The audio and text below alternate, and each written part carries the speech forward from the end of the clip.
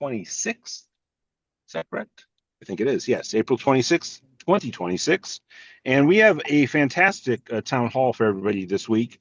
We are going to be joined later in the hour by congressional candidate Hartzell Gray, who is running in the fifth, fourth district of Missouri with the newly drawn lines in Missouri. And Hartzell's got a great shot of winning his party's nomination and then competing in a district that has been gerrymandered to produce more victories for the Republican Party in Missouri this November. But given where polls are nationally, some of these gerrymandered districts are now going to be a little bit more competitive than maybe the GOP had been hoping. And in a moment, we're going to be introducing really someone who's become one of PDA's just absolutely favorite politicians in the entire country, let alone the U.S. House of Representatives, and that is Representative Delia Ramirez. We knew that she was going to be a fantastic congressperson when she got on our radar screen and was a candidate for the U.S. House of Representatives, but she has simply stepped up and led on issue after issue in ways that we couldn't just be more thrilled to have really a young new leader in the U.S. House of Representatives, such as Delia Ramirez. And we'll be talking to her momentarily. And just off the top, I always want to say we do these town halls every Sunday. You may notice that I am in an automobile. I'm literally on the streets of New York City. I was here for a Housing is a Human Rights conference led by the AIDS Healthcare Foundation, Housing is a Human Rights Coalition, Susie Shannon from the DNC Poverty Councils there. And of course, that's all coordinating and supporting the piece of legislation introduced by Pramila Jayapal called Housing is a Human Right.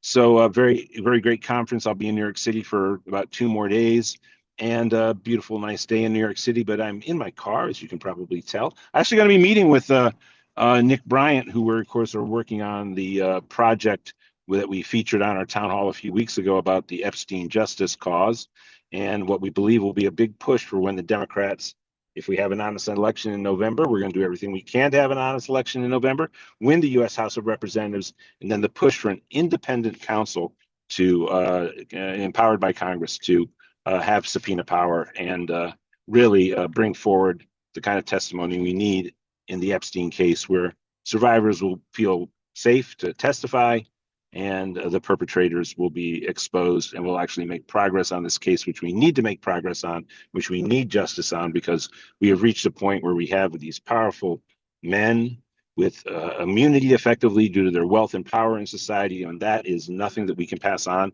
not only to the next generation, but to the next day that humanity survives. We have to rectify this. We have to get the rule of law in order on these issues, and we have to have accountability and justice in this case with Epstein, and really understand the full breadth of it as well. And we believe we have a path forward to that.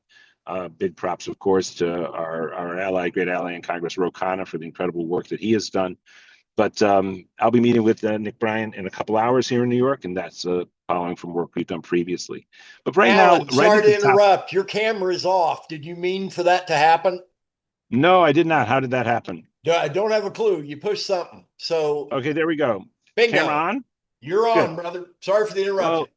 No problem. Sorry about that. And right now, look, right at the top of the show, we're going to be introducing Delia Ramirez. And the thing I want to ask her right at the top, maybe to reflect on, is as the author of the Block the Bombs Act, what right now is the sentiment, not only among Democrats in Congress, maybe the U.S. House of Representatives, but progressives in Congress, about just the insanity of what is transpiring with U.S. foreign policy in the Middle East, with our alliance with Israel. Do you sense that, as somebody who introduced such fantastic legislation as the Block the Bombs Act, that you're receiving more support from your fellow Congresspeople? Well, first of all, good afternoon, everyone. I'm in the West Coast heading to the East Coast in just a few minutes, but really good to be with all of you on this weekly town hall to talk all things government, humanity, justice, and organizing. Look, Ellen, I think as we think about the moment we're in, having a warmonger like Donald Trump, in addition to Bibi Netanyahu, and so many of us having these really intentional, what feels like courageous conversations for the last few years about the importance of Congress asserting its authority. We think about Block the Bombs as, for me, a bare minimum bill. let me, for those that don't know the details of this bill, it's pretty basic. We're talking about restricting offensive weapons that we know have violated international and US law, and demanding that there be oversight from Congress in how funds are being spent and how they're being sent to Israel. It's bare minimum policy. We now have 68 members of Congress on the bill. We started with 23 almost a year ago. Two joined last week. And as of this week, we'll be at 69. And I hope to be able to get to 70 with your help by the end of the week. Now, what does that mean? It means that more and more members of Congress are understanding that when we're having this conversation, we're not just talking about the genocide in Gaza. We're talking about what's happening in Lebanon. We're talking about what is happening in Iran. And we're making those connections to say, this is an opportunity and a moment where Congress has to decide, are you a co-equal branch of government or not? Are you complicit or not? And if you're not complicit, your statements that you're concerned about a war while allowing for this Congress to continue to fail on war powers resolution is unacceptable.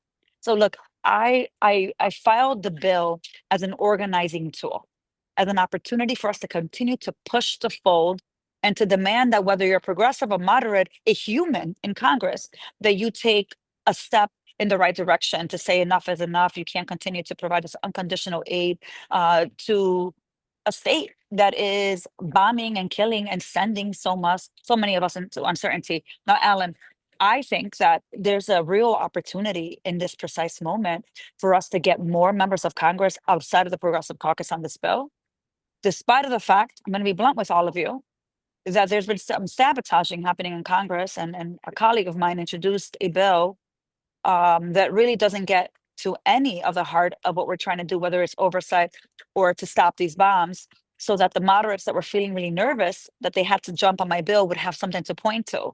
Now I've been really public about that bill. It's a Congressman Caston bill that I don't think does any of what we intend to. But it also speaks to the pressure points that people are feeling across the country, members of Congress, to finally sign on to the bill. Last thing I would say, Alan, and I think it's really important for people to understand, is that 235 candidates around the country running for Congress have taken a pledge that if they get elected to Congress, they will immediately sign on to the bill. And I want to thank all of you for the work that you've been doing, using as an organizing tool, whether it's town halls with your members of Congress or candidates who want your vote. You're asking them, where do you stand on what's happening in the Middle East? Will you become a co-sponsor on Block the Bombs? Because it's working, and my colleagues are feeling the pressure, and some of them that are being primaried are signing on feeling that pressure. You're muted, Alan.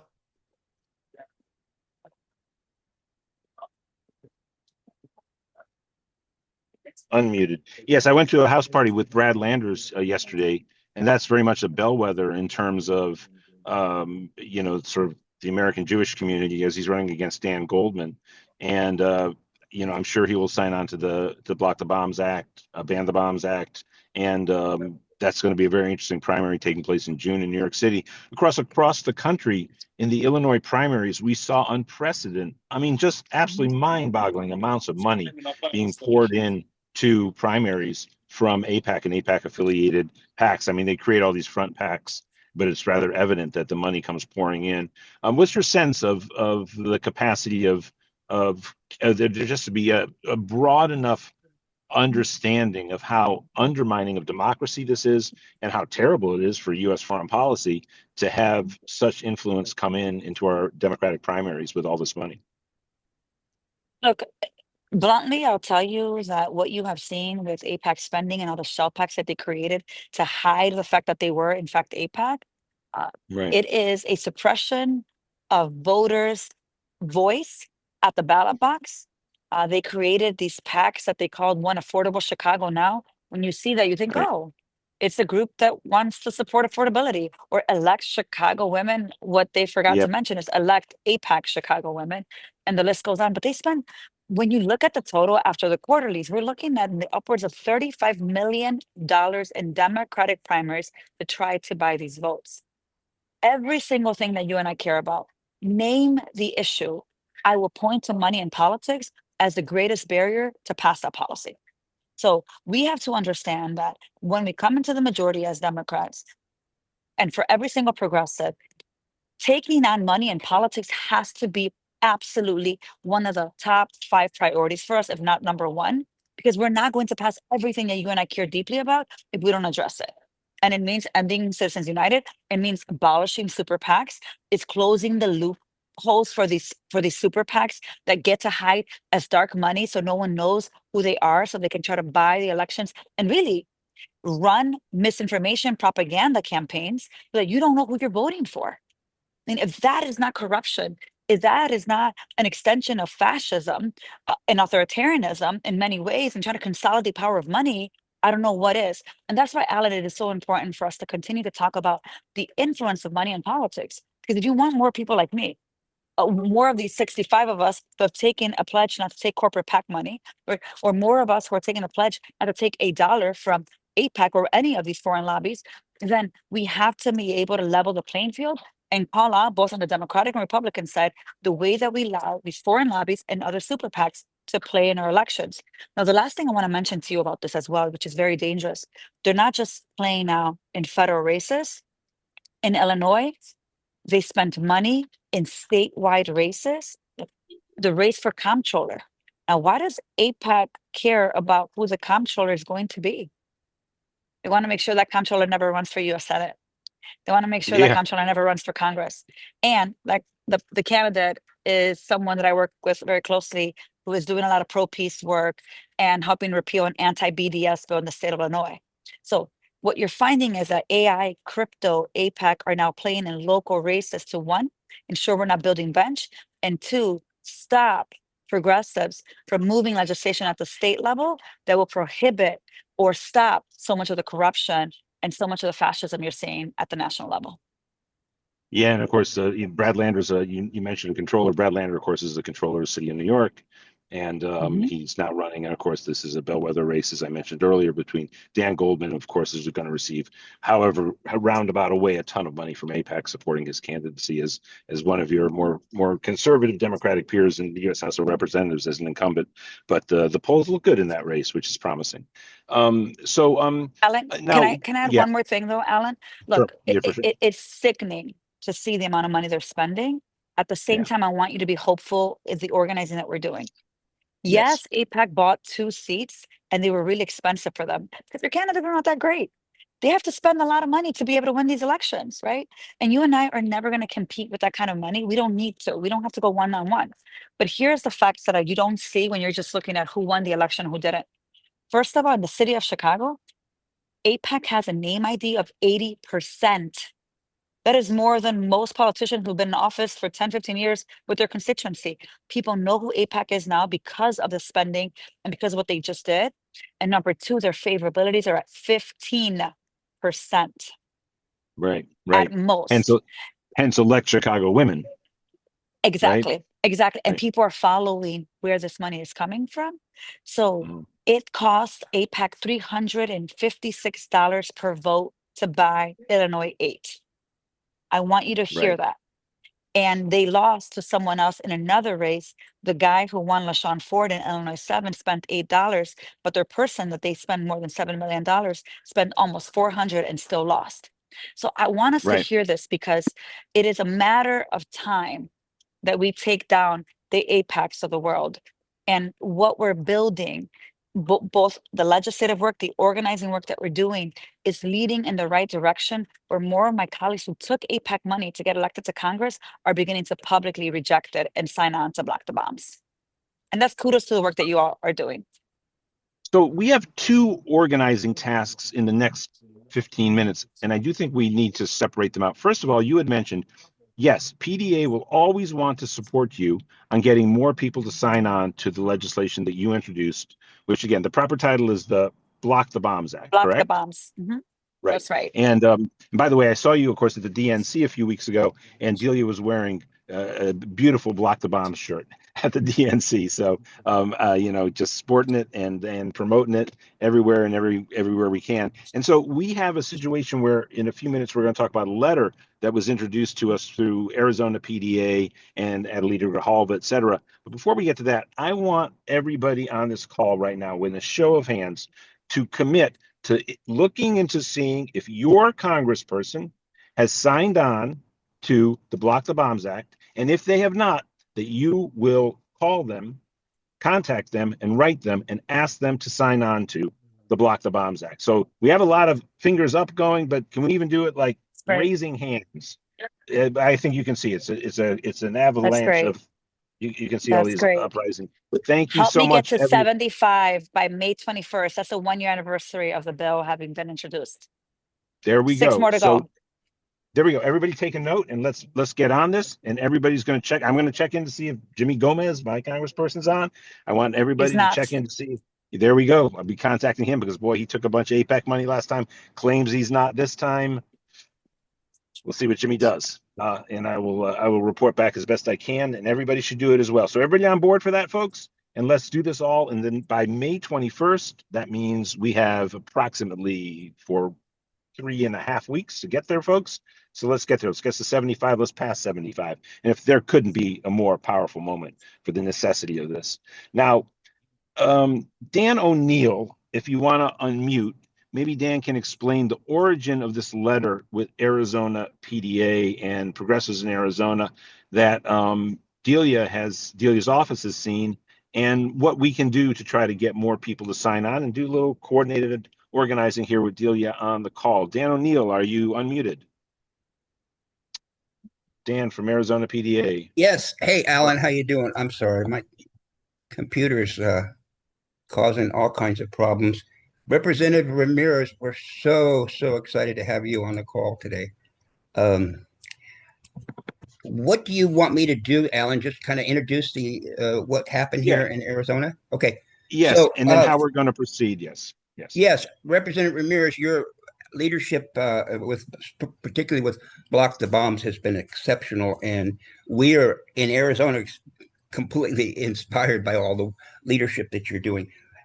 Here in Arizona, progressives, PDA members, and others got together and mainly inspired by a big activist in the support Palestine community.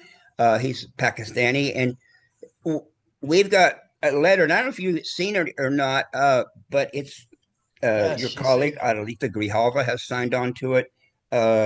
6 members of the Arizona State Legislature have signed on to it. 3 vice chairs of the Arizona Democratic Party, and on and on and on. And there's hundreds of people who have signed on to it. And we're excited about the letter. We want to kind of take it around the country and show and other PDA chapters or state coordinators and stuff like that could pick it up and get involved. And if you would, have you seen it, Representative Ramirez? Have you seen? I just saw the letter. Yes, my team Oh, you sent it. just I saw the think it's letter. an Okay. exceptional Yeah. letter. So Force for peace, right? Yeah, Yes, it's definitely for ending the war in Iran right. and all wars in the Middle East, basically. And it's kind of an open letter to the to Congress, basically, and others in leadership. So it's a little long, but it's pretty powerful and strong. So I And don't the know. asks are in the chat right now, Dan. So everybody thank can you. see that. Thank you. Yeah. Thank you, Mike. Okay. So Yeah, and what? Go for it, Dan. No, you go ahead, Alan. If there's any other questions about. Well, what it calls for is an immediate implementation of a long-term ceasefire. Yep. An immediate start and continuance of good faith negotiations without any ultimatums or threats. Yep. Vote by the Congress on a war powers resolution to stop the war immediately. Vote by the Congress to impeach Trump and remove him from office, or invocation of the 25th Amendment by the U.S. Cabinet and Congress to remove Trump from office, and a refusal by members of the military to the allowance of refusal by members of the military to follow unlawful orders that amount to war crimes. Yeah. So all of that is included in the letter. And we have a sign-on link, right, Mike Fox, in the chat. And everybody on the call right now should sign on as well and then share it everywhere they can, including with their members of Congress.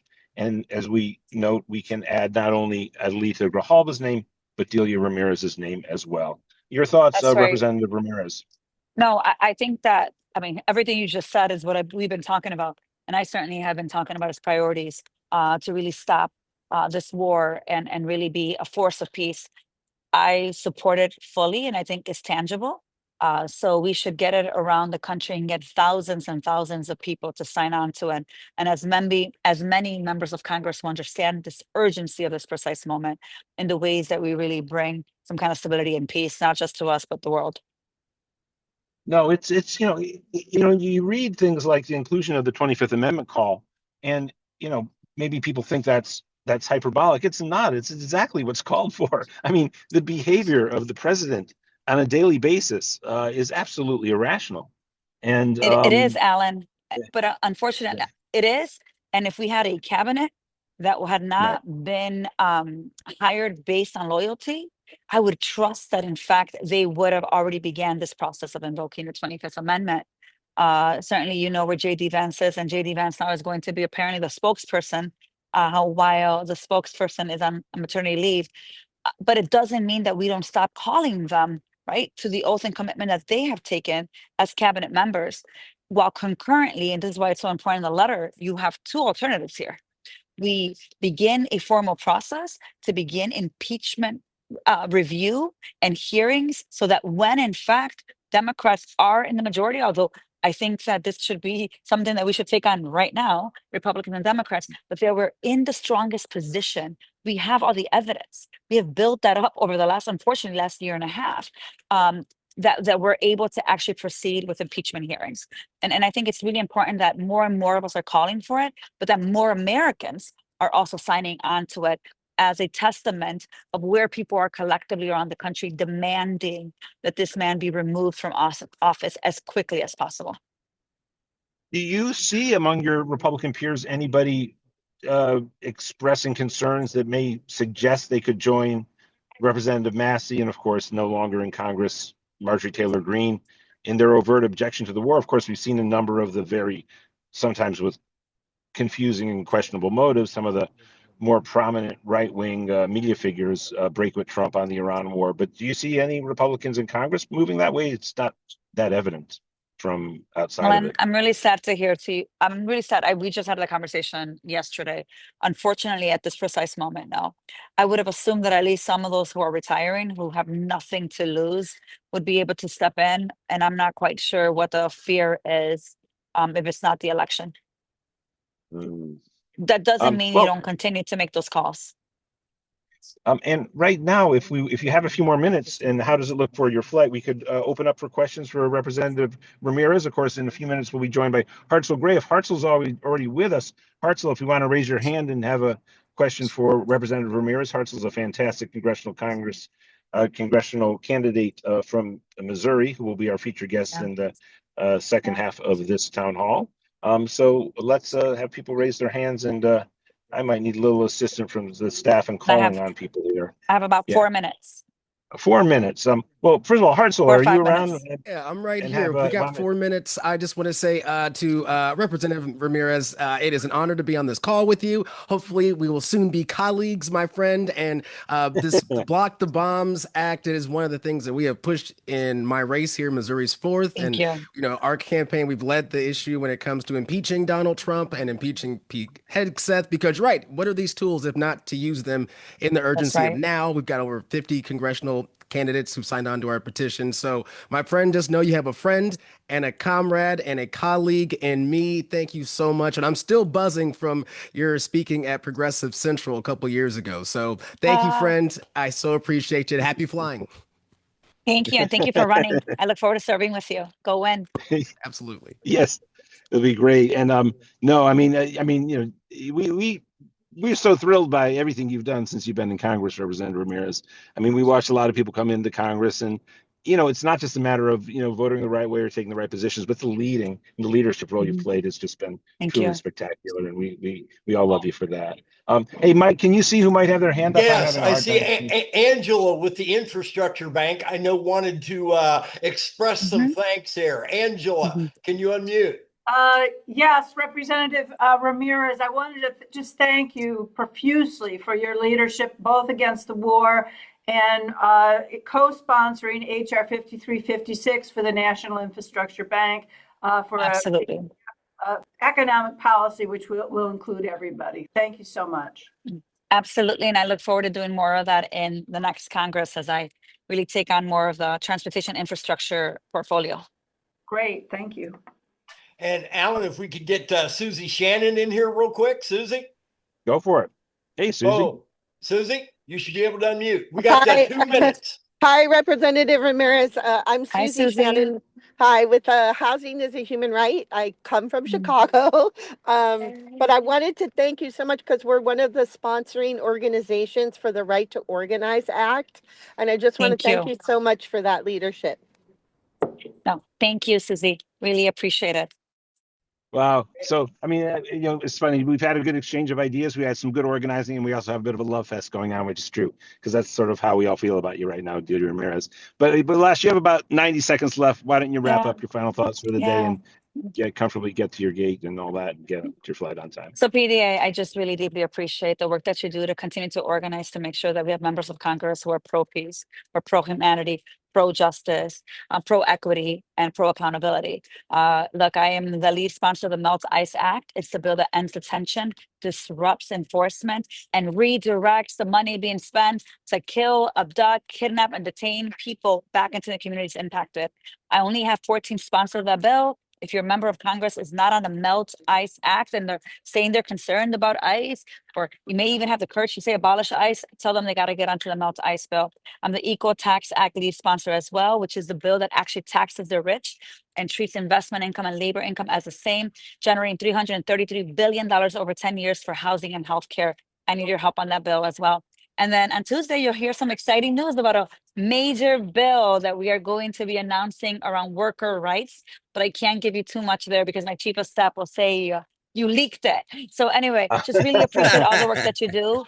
Look, it makes a difference to have organizers in Congress that understand power, relationships, and resources. And I understand that the work that we're going to do is not going to happen because of Congress. It's going to happen in spite of Congress and with an inside-outside strategy. And I look forward to continue to build with you, organize with you, and mobilize for the transformative world that we deserve. So thank you.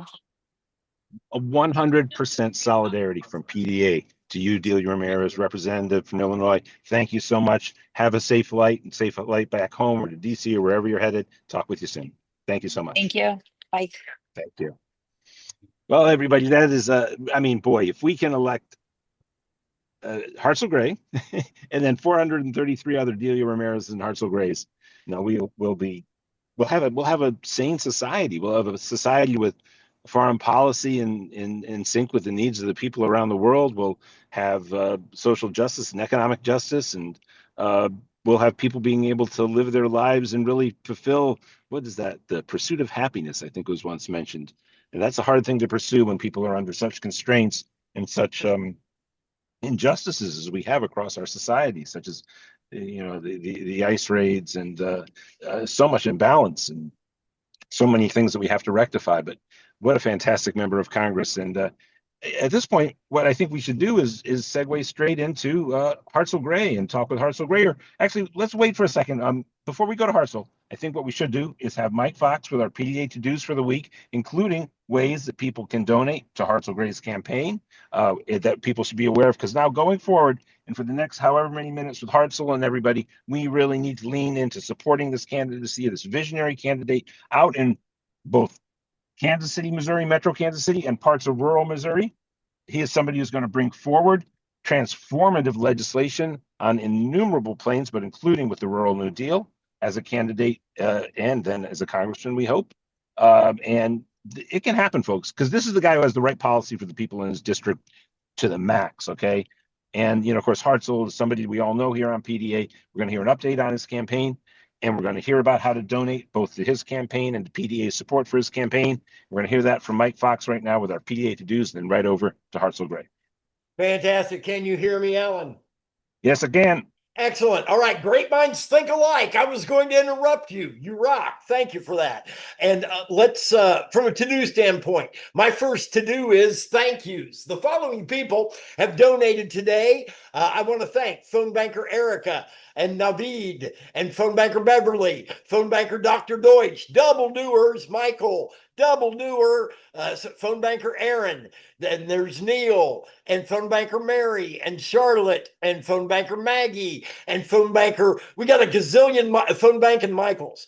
Michael N out in Colorado, Michael M out in California, and then of course our good friend Michael S up in Chicago, who starts us off each and every week here with a kind donation. Excuse me, we have a goal, gang, of 100% solidarity here. We're either time treasure or both. So, everybody, please do pile on with a donation of any size. You see Hartzell's link in the chat right now as we speak. Pile on that. It's a 50-50 split. As a default, you can set the percentages however you care to, but let's just make something happen. And the vast majority of the work in PDA land gets done by our tireless volunteers.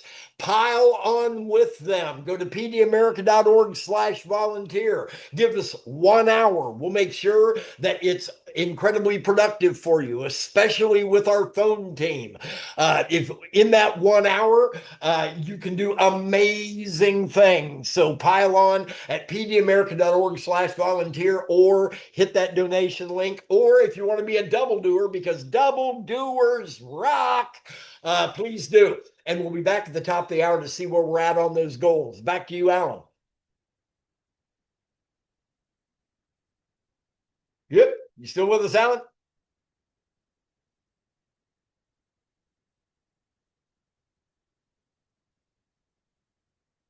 That was much quicker than I thought you'd be. I was reparking my car, Michael. Oh, do you need me to fill? Fill for about 45 seconds. I've done 45 the seconds. Cool beans. Yeah. No worries. All right. And my filling partner is Susan Gilbert out in Colorado. Do me a favor, sister. Can you toss in the links for our Thursday campaign to victory call? That's where all of our hardest workers across the country join each and every Thursday, 9 o'clock Eastern, 6 o'clock Pacific. It is a love fest in that space. I promise you, you will leave with a spring in your step. But guess what? You'll also leave with something to do. So be prepared, all right? We're all about doing here at PDA. And then likewise, while you're tossing in registration links there, Susan, if you can toss in the Sunday Town Hall.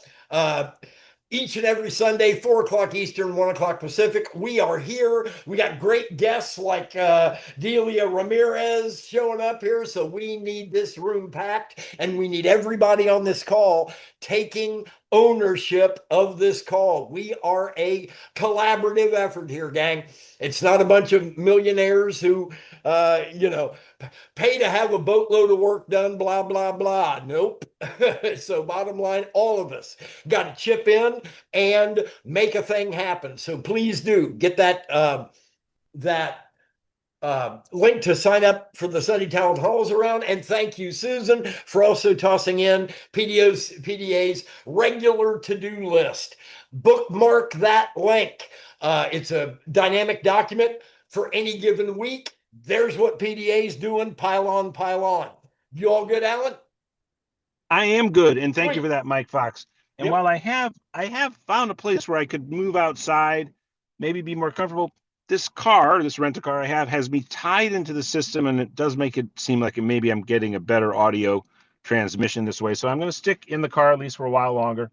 May open the windows a little bit, but look, thank you, Mike, for covering there. And I can't say enough about the person I'm about to introduce, who obviously spoke earlier on this town hall, speaking to Delia Ramirez. But look, in a way, Hartzell, I cover your ears. You don't need to hear this. Doesn't need to go to your head. Look, this guy has got a fantastic critique of American society. From the get, when I met Hartzell Gregg, he probably was the journalist, because he was doing a radio show in Kansas City, who had really the most in-depth engagement with the concept of a 21st century economic bill of rights of any interview that Harvey and I did. And his understanding of the possibilities to reset the American economy in a way that was built out of some of what was structured in the American economy in the past when we had a strong middle class.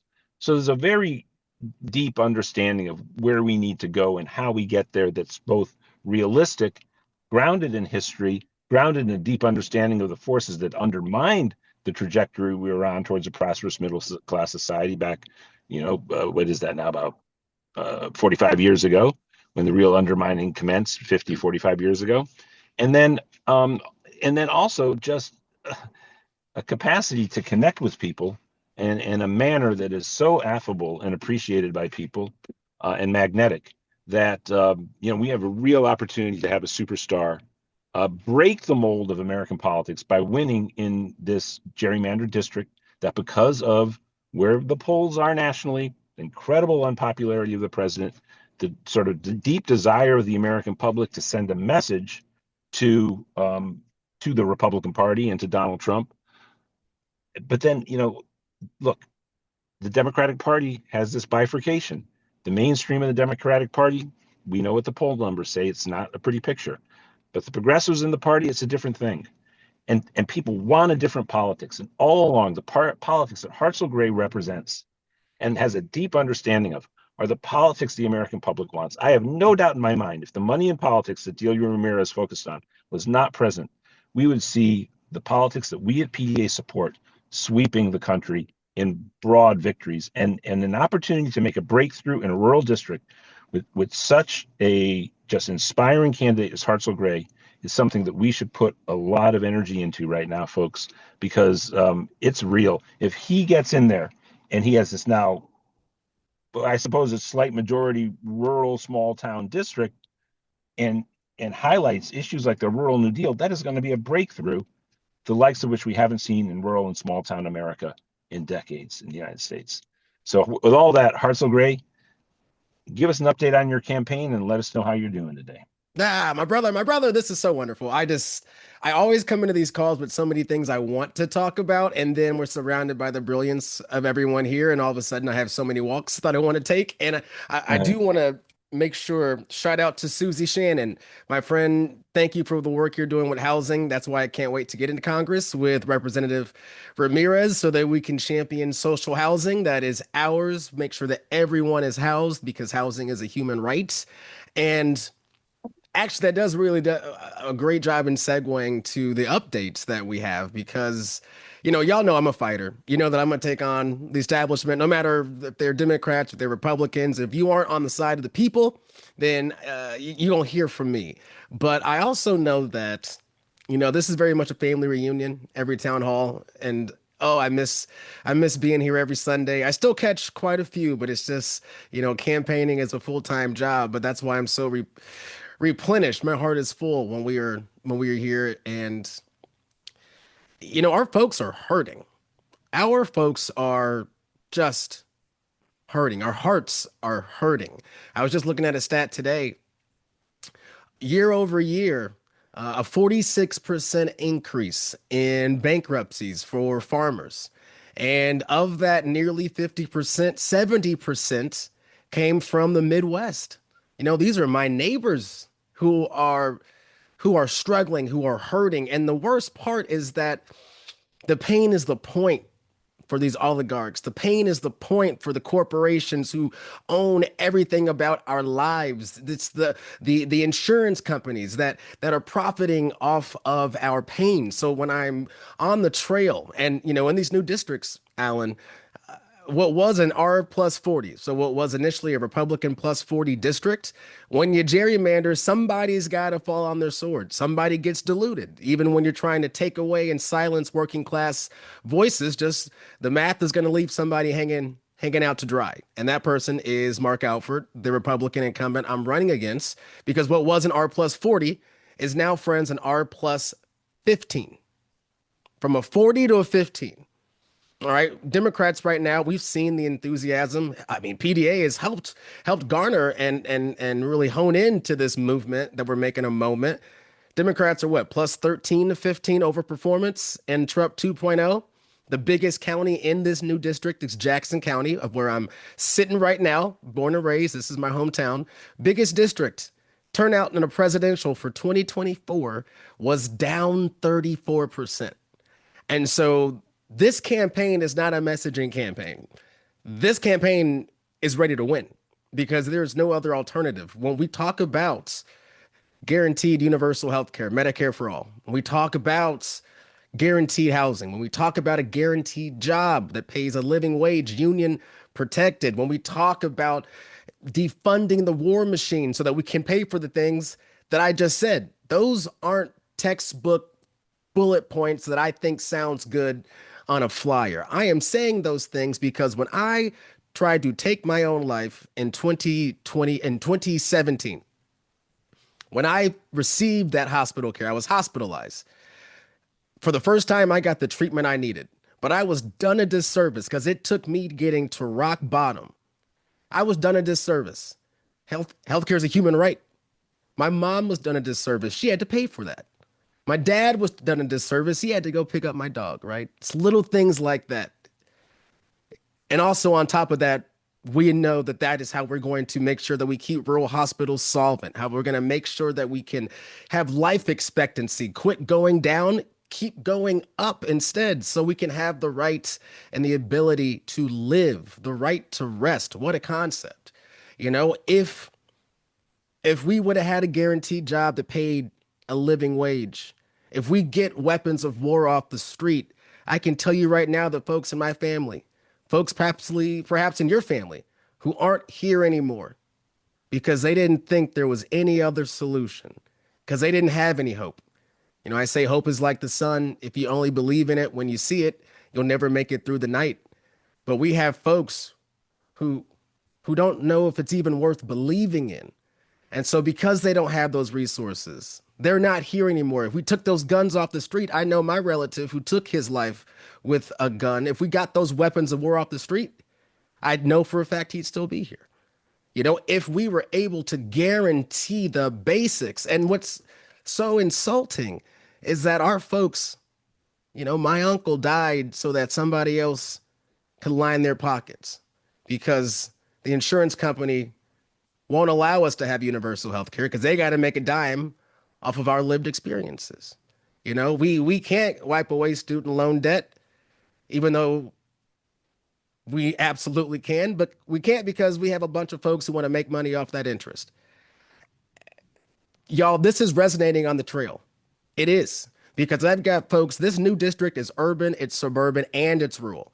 You know, it's about a 45, 55, 40, 60 Kamala, or I guess it was Trump Kamala if we're doing in that order. I mean, our worldview is being shaken up right now for a lot of folks, from genocide and occupation to what it means to be, quote unquote, America first. All of what I'm saying is when I'm knocking doors and I'm talking to folks in downtown KC, but also downtown rural America, it's the same corporations and private equity that has taken away the apartments around the corner from me, just like it's taken away the farmland and apartments 200 miles from me. You know, the data centers that are destroying our environment, taking our jobs away, are now taking our farmland away. Folks, when I hear our people say that Mark Alford sold us down the river to Israel, here's that takeaway for me, is that we have folks here who voted for Trump 3 times, would love to vote for him another 3 times, which I guess is the plan that the Republicans are trying to do. They won't say that Trump did that, but they will say that Alfred did that because Trump is, to quote the evangelicals, an imperfect vessel, right? So it's Alfred who's supposed to quell those worst angels, and he's not doing it. And that is an opportunity for us, because I hate when people say we have to educate our rural. No. We just need to speak to them, because there's no boundary line. There's no artificial anything that says you don't deserve the most, that you don't deserve it all. I believe that we all should be free and fed. In fact, I think that's a mandate. It's not a thinking thought exercise, it's ours. And so when folks in rural America are saying help, when folks in urban America and suburban America are saying help, damn, let's help them. Let's make a material argument. Let's just make whole the soul of the working class. I know we remember President Biden saying making whole the soul of who? Who is our country for? Because right now, everyone I'm talking to and I'm knocking doors, they don't think it's them. Who is their country for? They think it's for the corporations, for the billionaires. And you know what? How can we tell them they're wrong until we break this thing down? I don't need to draw that line for you. I'm not going to insult anybody's intelligence, but if I can tell to that grandma I met at the store that the nursing home that was just shut down around the corner and the rent that is still too damn high, none of that was because of a Somali immigrant. It's because of the corporations and the money of it. And so I don't need to collect. I'm not trying to draw that line for you. But if I can say, and if we can say as progressives, hey, look that direction. I think you're going to see that there's a there, yeah? And I'm here for you whenever you're ready to have this thing broken down and build it back up. But I'm not going to do anything other than say that I got your back so that no matter what route you take, we are walking with you every step of the way. Our message is winning. It resonates. We should be free and fed. We deserve it all. Don't let anybody tell you anything otherwise. And that is why I'm running, because it's time for us to cook. There's a lot of cooks in this kitchen and ain't none of them making the meal that's for us. And so let us get in there and let us cook, because I prefer the dish that's made for the people. Now, I was in conversation just with Ro the other day, and Ro joined Marjorie Taylor Greene on CNN, I'd say about maybe a week and a half ago. And they talked about there being a coalition of people who, are dissatisfied with the mainstreams of both parties. And I can't remember exactly the point of connection. Obviously, they're connected on the Epstein files. They're connected on the opposition to the war. But it went further than that. But it didn't quite say this. And so I spoke to Ro about it, which is that, you look at the American electorate, and I'm sorry, it looks to me, if you pull back the lens far enough, that you have a divide and conquer of the working class, right? And I think your candidacy is uniquely positioned to bring that message home. So your sense among the I guess predominantly white constituents you have in the rural and small town areas of Missouri, they are expressing what could be broadly understood as working class discontent. That that whatever kind of job they may have had or aspire to have, the 1% is not living in rural and small town America out in the 4th District of Missouri. And even where it's the exurbs, there's probably a great amount of economic distress that is appearing in the exurbs. So yeah.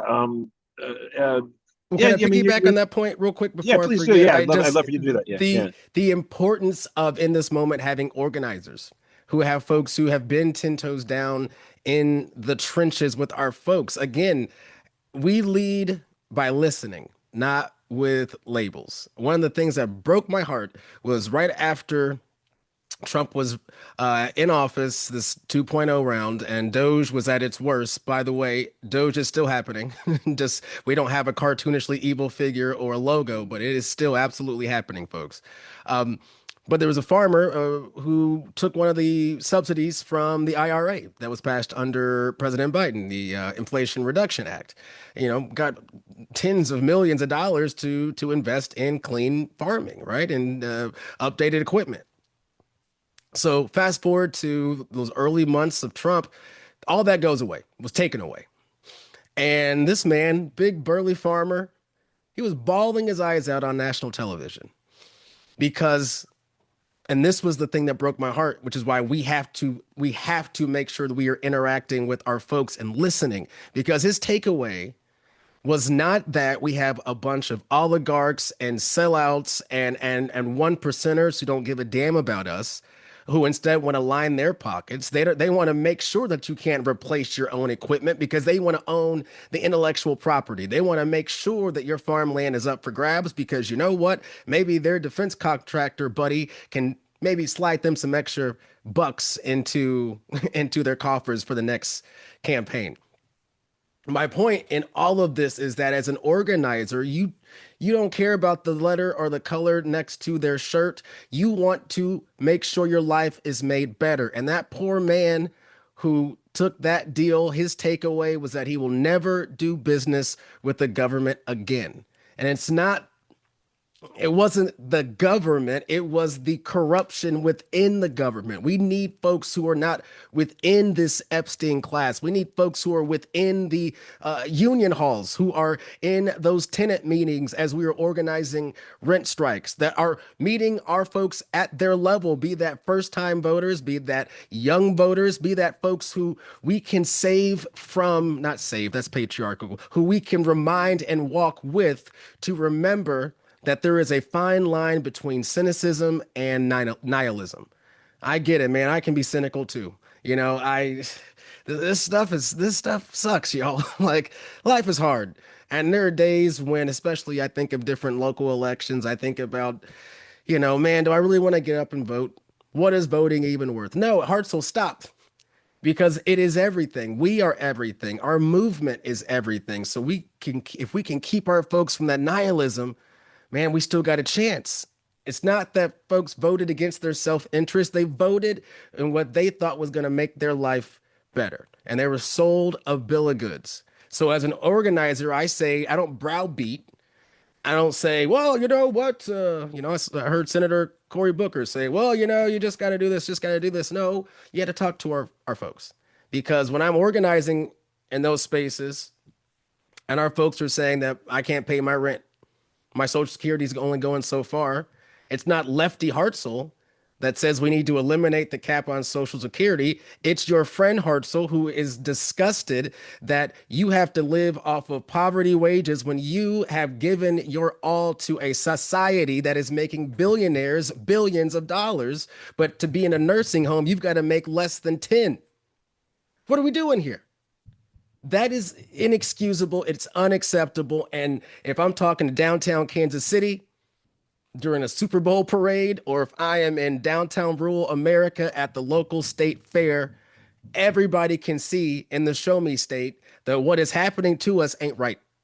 These people have shown their asses, and now we are coming for theirs. And that is a movement that wins. We just need the help and the support. Y'all, we don't take PACs. We don't take profit. We take people to the halls of power, the people's house. I was here in Washington, D.C. just yesterday, last few days. I was coalition building, hopefully making new friends and allies and hopefully future colleagues and comrades. And one of the folks who we wanted to go see yesterday was Thomas Massey. He wasn't there, but we made it a point that we just don't want to go talk to our progressive folks. We want to go talk to everybody because as an organizer, if we have mutually aligned self-interest, then I am willing to put everything else. That's nonsense. That's filler. If you and I want to make sure that we get a thing done, like we want to get justice for survivors of predators and pedophiles, one of which is in the Oval Office, who's got the nuclear codes. If your self-interest, Representative Massey, former Rep MTG, if you're interested in that, then let's do it. Just like what Congressman Ro Khanna has done, and I'm so proud to be endorsed by Congressman Ro Khanna, because we understand that the urgency of now is now. We have no time for hashtags. We have no time for playing dress up. This time requires serious people. And I know I'm coming in hot right now, but this is a campaign of love and liberation. And none of those things are passive, because everything we do as progressive is to be progressing, because that more perfect union, that pursuit of happiness is always ours, no matter the season, no matter who's in office. It is ours because we should be free and fed. I Alan, back love it, to you. Hartzell. Well, Hartzell, I got to say, I'm out here in Morningside Park now. I've stepped out of the car, and it's beautiful. You can tell the sun is shining, and this is a great thing. Adults playing some fast pitch softball over here. Actually, I've been amazed in going through some parks. Yesterday at 9:30 a.m., just before the rain started, a very cold day in late April in New York City yesterday. And as Susie knows, there was a little baseball game at 9:30 in the morning in a park over at Marcus Garvey Park, actually in Harlem, just over there. And actually been amazed at the popularity of pickup baseball. It's nice to see baseball making a bit of a comeback. Maybe that's a sign that maybe America can make a comeback too.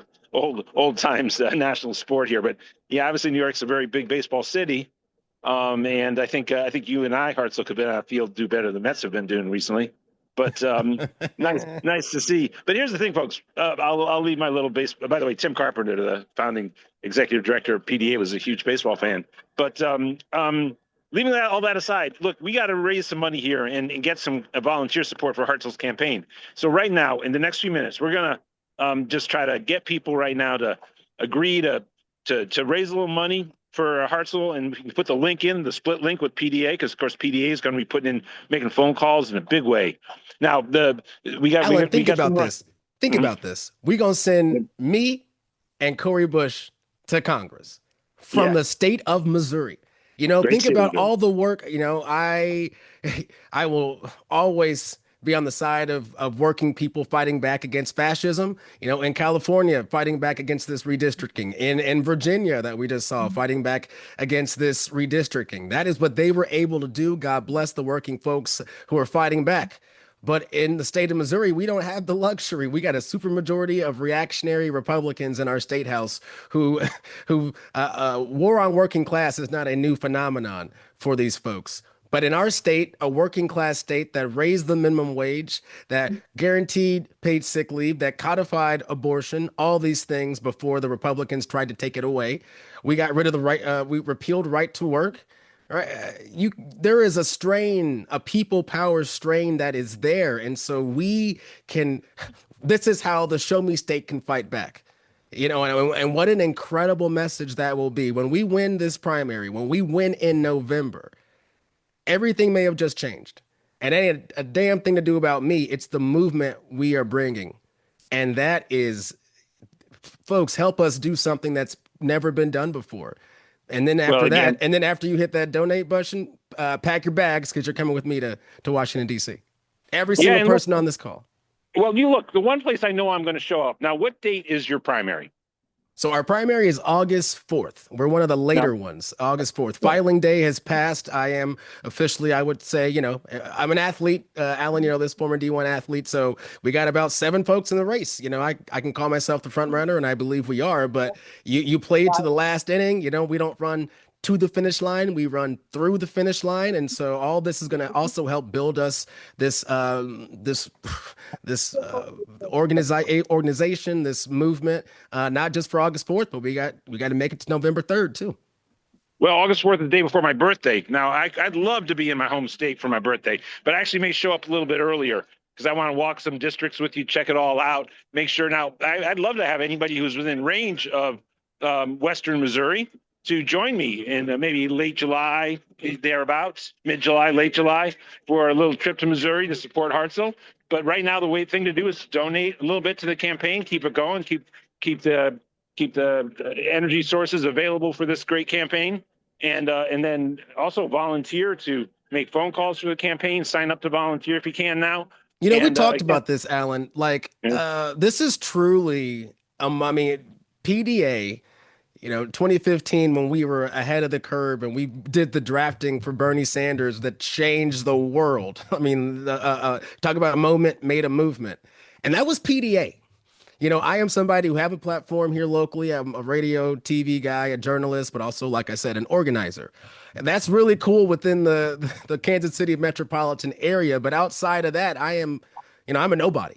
And this organization took a chance on me. The very first org that ever endorsed me was Progressive Democrats of America. And now in 2026, It is PDA that is the most equipped to have that inside track to reaching with our electeds while also having that outside inside approach. But y'all, we are the policymakers now.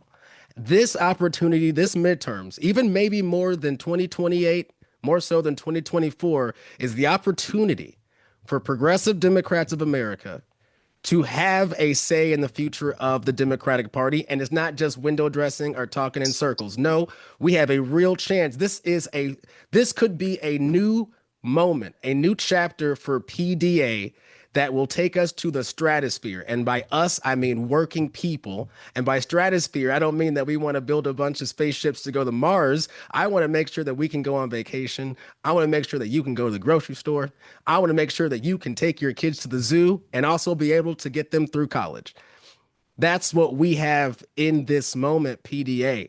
And I know we got a lot of champions who've been in this fight for a long time.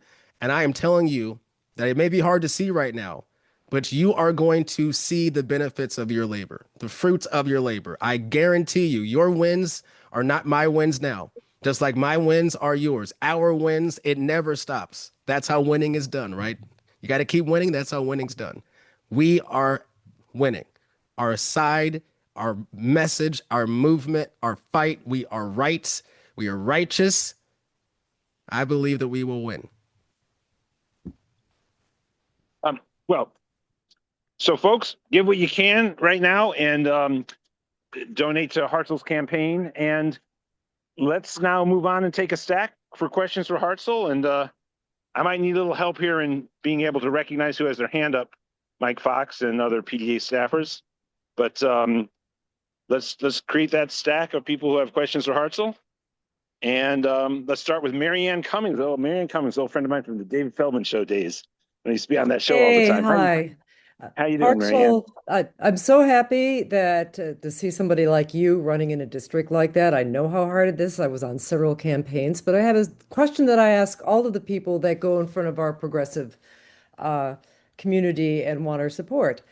Many of us worked really hard to get the squad elected, various members of the squad.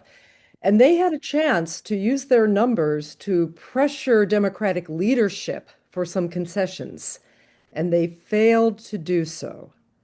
I mean, I understood they were nervous about, the whole balance of power stuff, but still, we sent them to Washington to bring the ruckus, not become careerists. So what would you do differently? Say you're elected, there's a slim Democratic majority, or a bigger one, who knows, but the progressives can set policy. As Ilhan Omar famously said, it will only take 5 brave progressives to set policy for the entire Democratic Party. That didn't happen. What would you do differently? Yeah, I mean, we saw the Republicans do this, right? The concessions they got were, I guess IOUs and a bunch of pork for their constituents. And actually, no, it was mostly just for themselves. And I think what you're speaking to is, am I going to endorse the future Speaker of the House? Am I going to, let me answer that. No, I'm not. And this is me speaking on behalf of not PDA, this is Hartzell. We are going to force the vote. I think that's a little bit of what you're talking about when we had that opportunity during COVID. We didn't raise the minimum wage. Why the hell not? We didn't put a vote on the floor for Medicare for All. Why the hell not? Exactly. Why didn't we I'm introducing on the day one, we're introducing articles of impeachment. We are going to do all these things because the urgency is now. And so, yes, I will tell you right now that I've already called for Minority Leader Schumer to step down from his position on the Senate side. And as a congressperson, you have a bully pulpit. And we're going to use it. I want to make sure that my folks in my district are free and fed. I don't want to just rubber stamp a supposed leader who is going to, write a strongly worded letter, as I have my folks who are being unhoused and evicted every day because they can't pay their bills. So no, I will not be voting for Hakeem Jeffries as speaker. And I will very much be using my power and leverage to get those concessions that are for the people. So yes, we're going to introduce articles of impeachment. I'm going to sign on to the Block the Bombs Act. We're going to introduce Medicare for All. We got a busy first day, but that's also why I was in Washington, D.C. yesterday and the day before, and why I'm going to keep going because we present this message with our bully pulpit microphone, then we coalition build, and then we go do it. And, Yeah, I would just encourage that's how I see Marianne. things. I would definitely encourage Marianne and other people who like that answer to get the word out about this candidate. Start getting the buzz going. This is the real deal here, and he's not going to pull any punches. I have utter faith in that. So next on the stack, who do we got here? Let's go to Jim. Let's go to Jim Langford. Jim, what you got? You're up, Jim. Yeah, hey, Hartzell, Jim Langford in Orlando. Hey, Jim. I've got a strategic question for you, or basically a question regarding strategy, is maybe a better way to put it. Mhm. Everyone on the left, especially progressives, recognize what a devastating decision Citizens United was. Oh, yeah. In your estimation, what is the best way we go of getting rid of it? Is that legislatively enact basically legislation from Congress? Do we try to get a constitutional amendment that basically abolishes it? As a leader in the Congress, what would your idea be? How would we go about getting rid of this once and for all so that we can get big money out of politics? Because the DNC isn't going to do something about it. Legislators are hesitant to do it. Everybody wants the money, but we all recognize that it waters down our vote as voters. So how do we fix it? And that is something that all of our folks realize.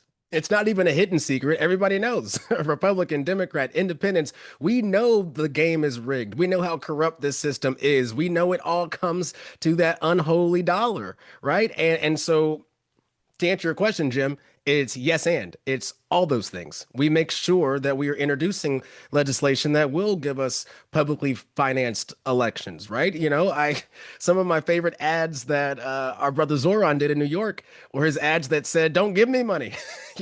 I would love in Missouri's 4th to be at a time where I could say, "Don't send me money," and y'all, it's just so the I'll be brief, but like the barriers of entry that they have so that working class folks can't run. I mean, even little things like in my state, I have to drive to the Capitol just to sign up. And also you got to pay a fee. There are ways, you're spending money to make money. And they don't want folks that look like us and believe the things that we believe to get in there. And so, yes, we have to galvanize the energy of our folks who understand that this corruption is rigging the system.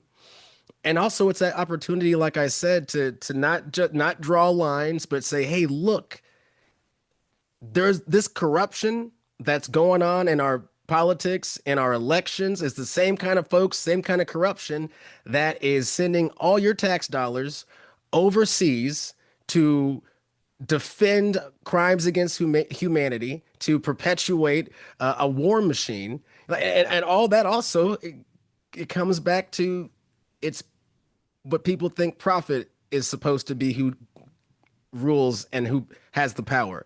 And no. And so I guess a long roundabout say it is all levels, Jim. It is introducing legislation.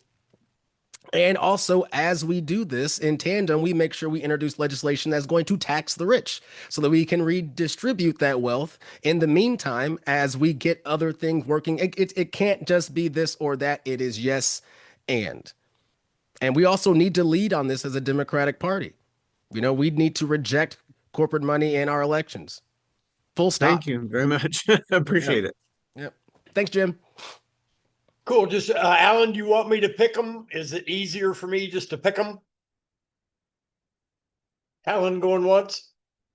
I'll take that as that's easier, yes. Mike. Yes, please do that. Yes. Okay. And I'll also toss in, gang, we show solidarity with each other by making sure that everyone who wants to get a question in gets it in. And the way that we do that is by being pithy in asking our question and likewise pithy in answering it. So I'll shut up, Mike. Yes, that's on me. Yep. All good, I feel brother. seen right now. Yeah, you're on a roll, brother. I feel it. But by the same token, we got a big fat stack. So let's get to that. And I'm going to take a privilege here. I'm going to pick a couple of folks who don't normally have their hands up here. Boom. Thomas. Boom. Thomas, you should be able to unmute. What you got? Thomas going once. Yes, sir. Yes, sir. There you go. Aloha from Honolulu. I think some other folks think the same thing, but this group may not be fully aware that there's an effort, a viable way legislatively to do an end run around Citizens United on the state level, because states charter corporations. And I don't know how many states exactly introduced legislation this year to try to do that, but they all bit the dust except Hawaii. Hawaii still has a bill that's alive. You never know what will happen behind closed doors in conference committees at the end of legislative sessions. But that's great Hawaii, news, Thomas. What's the the number on that bill? No, I don't. I can look it up and try to put it in the chat before the meeting is over. Let's make sure we get that into family time. What's your question for Hartzell? Oh, I'm sorry. I just wanted to add that information for his edification and for everybody else. Montana's trying to do it through a citizen initiative, but it's a way to put reverse this idea that unlimited funding equates free speech, right? That's what we're trying to undo on the state level. Lots going on around that, brother. Thanks for that. Let's get on to. Thank you, Thomas. That's perfect. And like I said, all avenues, we need to make sure that we are using every lever we got, including just our microphone and our bully pulpit to make sure that we get folks out and continue to spread this good message. And I'm going to take a look at that bill so I can see what I can do. Yeah, and also here. Hartzell, me chiming here. Maybe let's take a look at that and let's see what we can do to throw our support behind the effort in Hawaii too. Absolutely. I think we should maybe look into them that way. Okay, take it away, Mike and Hartzell. Of course, that would have to be Progressives for Democracy in America doing that, but bottom line, yeah. All right, so then let's go to Murray. Boom, Murray, what you got, brother? Okay, thank you very much. I'll go quick. I have 3 topics, and you can't necessarily respond to all of them, but if you want to pick one, that's great. Concerns of mine is number 1, the billionaire influence. I'm starting to call them parasitic money suckers that are attacking all of us. Number 2, the environment. I live in Minnesota, and as you know, they just voted to open up the Boundary Waters canoe area to a mine that's owned by a billionaire who doesn't live here. And number 3, what do we got to do to fix the Roberts 6? So those are 3 things that are concerned to me, and hopefully you can address those. So thank you very much. Yep. So number 1, I'll be quick. Number 1, I think the strongest tax policy. When I say that I don't think billionaires should exist, I mean it. So our tax plan, and it is very bold, but we're taxing billionaires at 100%.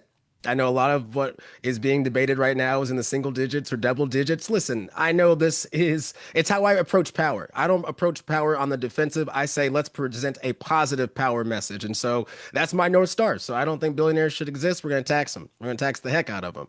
I love Taylor Swift, but we're going to tax the heck out of her. All right.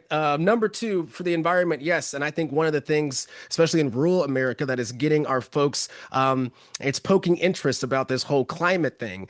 Listen, we know for a fact that the climate's not the same. These droughts are harder. We've had severe weather here in Kansas City for the last 2 weeks straight. We're under tornado watch as we speak. And I think one of the things that is uniting our folks on this climate question is this data center reality. One of the things I can do is to call for a moratorium in the same vein that Senator Sanders has called for a moratorium. And that's a coalition builder, right? It's not just the environment when it comes to these data centers. It's a jobs issue. It is a workers' rights issue. It is all kinds of things. It's also how we give tax breaks. And then so for your last question, the Roberts 6, we need to expand the court. Also, what we need to do is get ready to, again, use all the levers of power we have, like introducing articles of impeachment for these justices who should be impeached, like Clarence Thomas and like Samuel Alito. So we need to do all these things in tandem, expand the court. If nothing else, the threat of expanding the court, which is what FDR did, and it didn't happen, but the threat of expansion is what gave way to the most progressive Warren court in the history of this country. So I hope that I was able to answer all 3 of those. That nailed it, Hartzell. Thank you. That was tight, brother. That's what I'm talking about. All right. Let's get to phone banker Lois. She's hitting the phones multiple times per week, every week. Where'd she go? Lois, where'd you go? Put your hand back up, Lois. I'll get to you, I promise. Let's get to Dorothy. Boom, Dorothy. Go ahead, Dorothy. You should be able to unmute, and I'll get right back to you, Lois, in a second when Dorothy unmutes. Okay, I'm unmuting. Thank you, Hartzell. I am from Louisiana. We are watching your progress. We're trying to get some good candidates to run here. We got to get rid of Mike Johnson, and we need to work on fighting the detention centers here and the data centers. So thank you very much. And what do you do with the detention centers?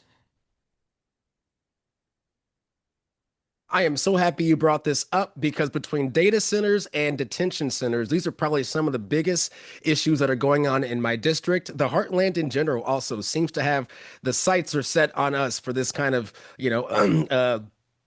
just taking over our land. It's actually the exploitation. That's the word that I'm looking for.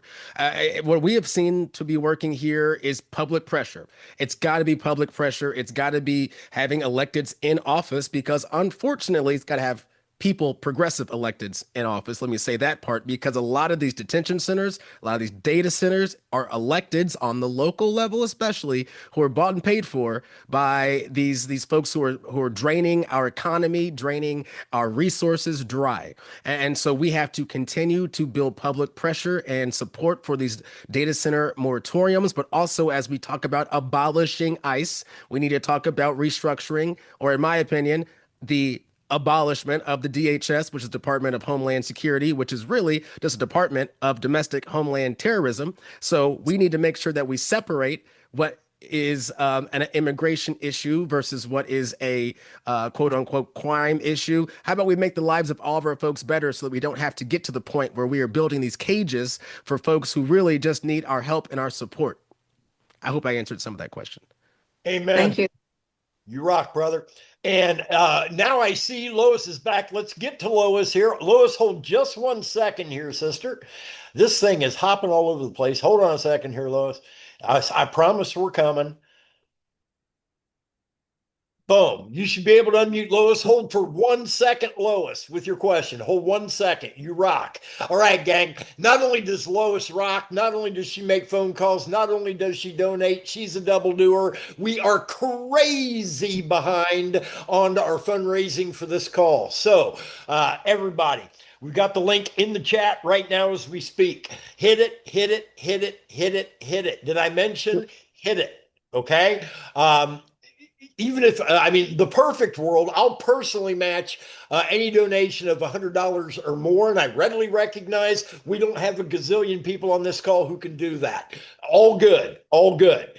We just need, if you can, it needs to happen today. And I will show solidarity. The next check that comes in 3 figures or larger, I personally will match that.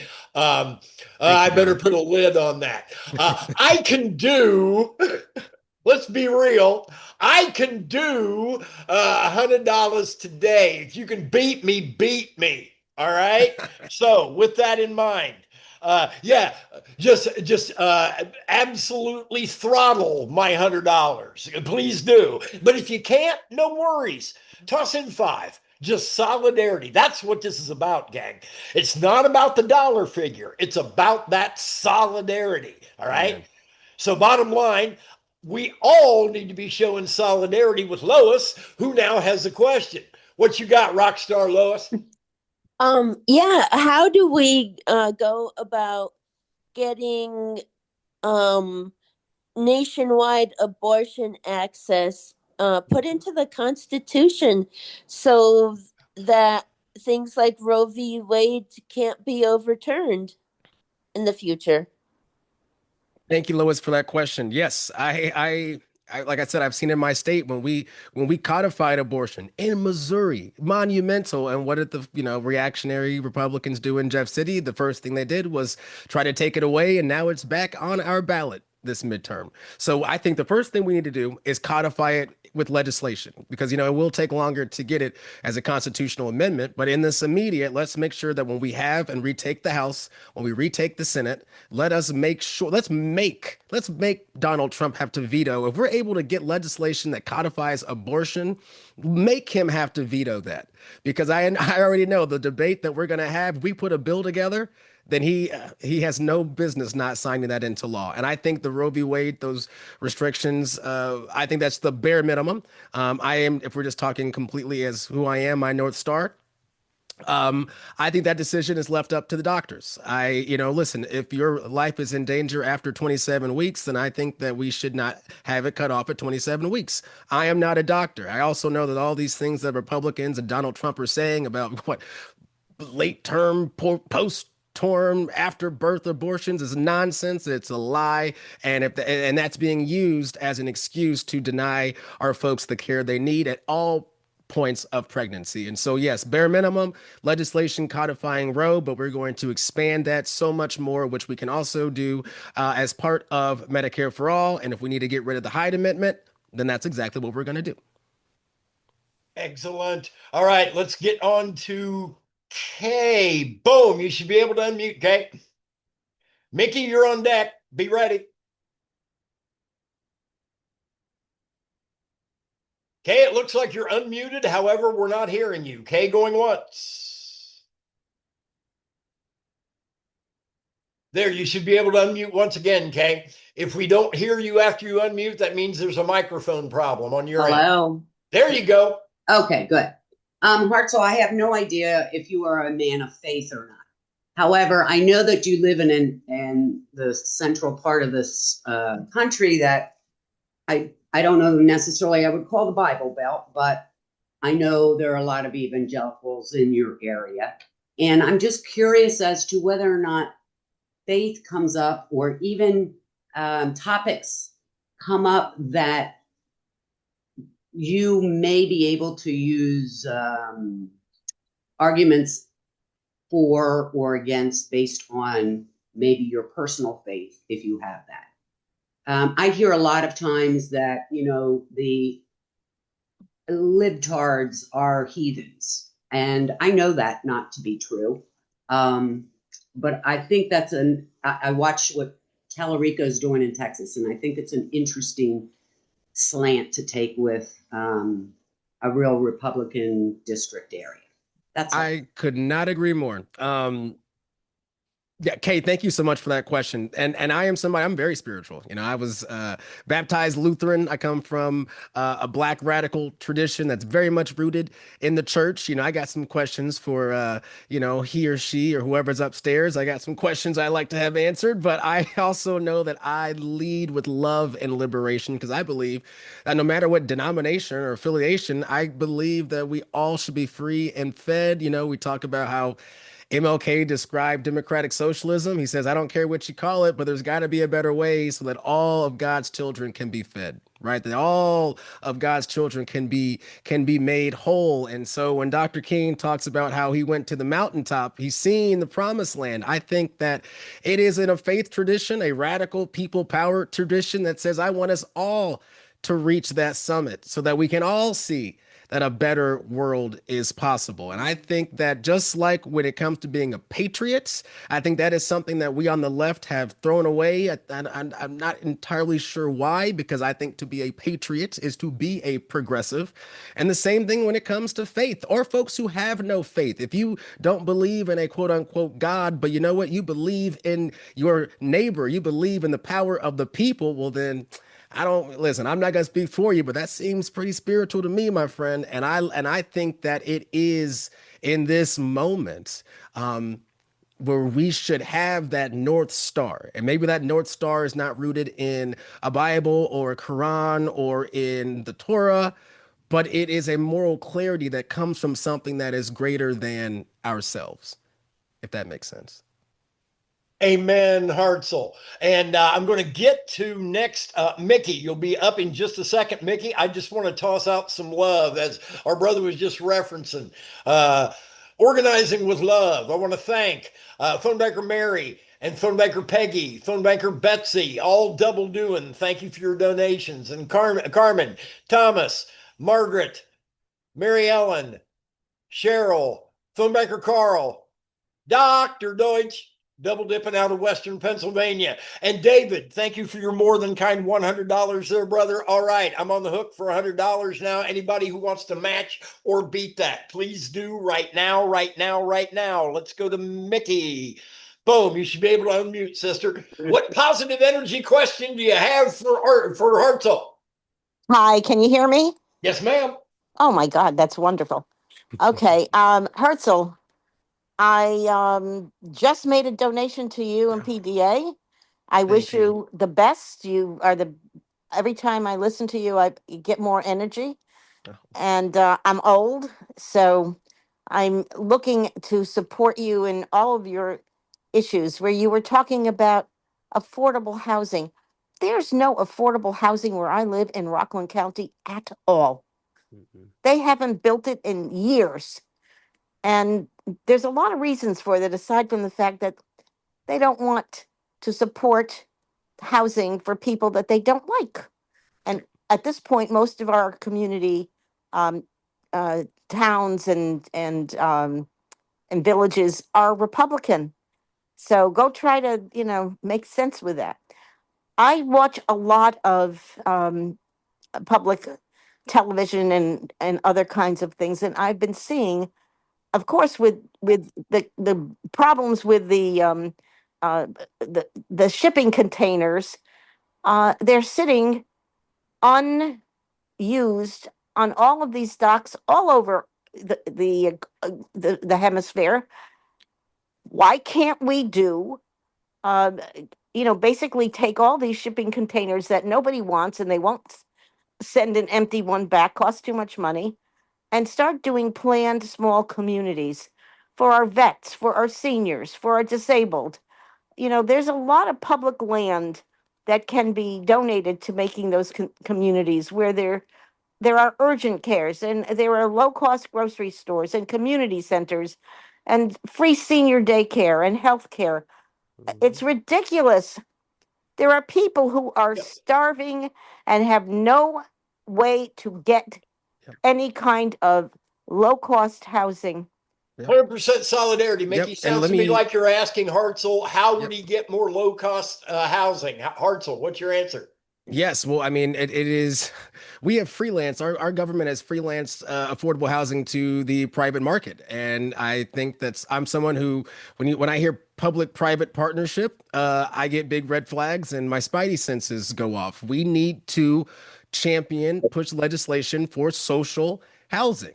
And this is not, and they demonize it. The powers that be, those who want to make a buck off of the working class, off of homeless folks, they'll call it Section 8. They'll say all the welfare queens are there. No, our folks need rooms. They need roofs. And so we can do social housing by repealing the Fair Cloth Amendment, which gutted our ability to construct public housing.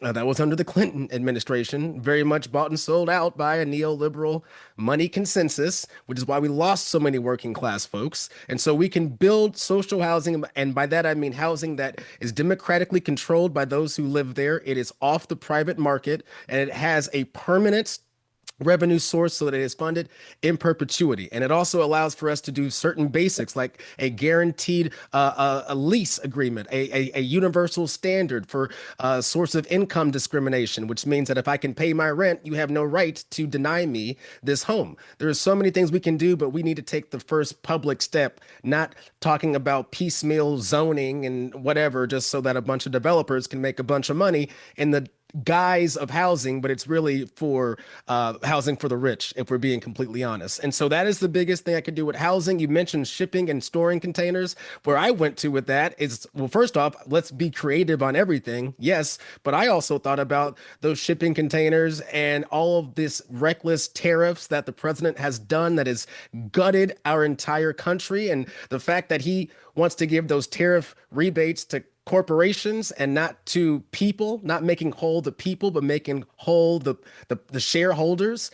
If we bring that money back to our people, I know for a fact we'll have folks who can pay their rent because they'll get a check because we are the ones who have to suffer from all this tariff nonsense. And don't think that that's not related to housing. It is. It's related to climate. It is. It's related to healthcare. It is, because what are our priorities and what are we sending our money to? And right now, it's not being sent to us.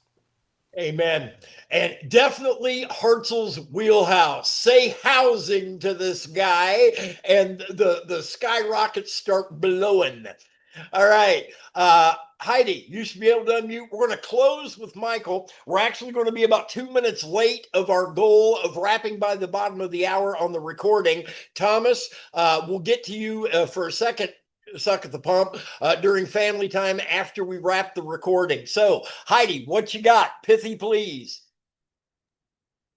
Yes, I wanted to know what the update is on the nuclear waste thing that Maria Chappelle Nadal has been working on, and what we're going to do to create a green energy economy to help offset those kinds of disasters.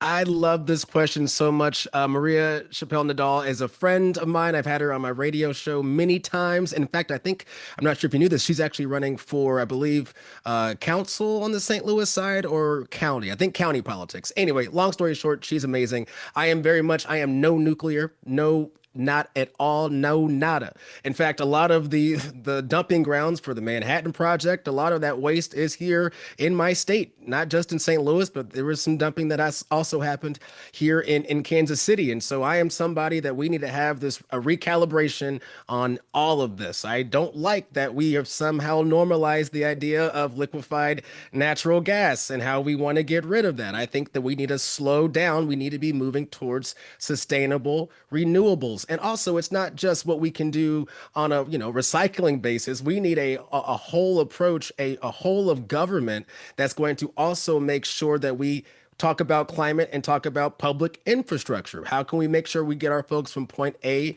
to point B in a sustainable way that is also equitable for all of our folks? And so, yes, thank you so much for this question. It is something that I'm working very much. When we get to Congress, Maria Chappelle Nadal is going to be someone who I'm going to be taking advice from. And I'll be taking advice from you, my friend Heidi. So thank you.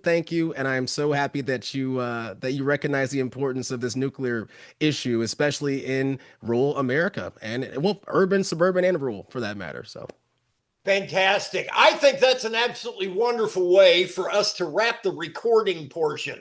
Michael, Michelle, Thomas, you got your hands up. I promise you we'll get to you in family time in a second. But let's keep YouTube happy and put a bow on this, Alan. Yeah, I just want to say I've been listening in. I actually, the 2 calls ago, I really appreciated the woman who started to paint a picture of an agreeable community for where, maybe poor working class Americans, maybe vets could live. Really appreciate that. Some of the best public housing that's ever been put together across the world, really filled out a sense of a space where people could live full lives and really build community. And I think that's where we need to start thinking about the way we need to start thinking about public housing again in this country. And I loved Hartzell's answers there. And on the final question too, and on all the questions. So folks, I really want to thank Delia Ramirez for joining us in the first half hour. The airport in San Francisco. I apologize for being on the streets of New York City, though I'm very much enjoying this beautiful late afternoon here on the streets of New York City. And here's Broadway and 110th. That's the intersection right there, folks. And thank you, everybody. We'll have another PDA town hall next week. Of course, I want to thank Hartzell Gray, Mike Fox, the whole PDA staff behind the scenes. So Rep. Delia Ramirez and Hartzell Gray, we got a support for Congress. Love you, brother. Missouri's 4th district this year. And he's going to continue on Family Time with Mike Fox. Maybe that's up to Hartzell, but I know Family Time is going to continue in a second. Join us again next week for another PDA Town Hall.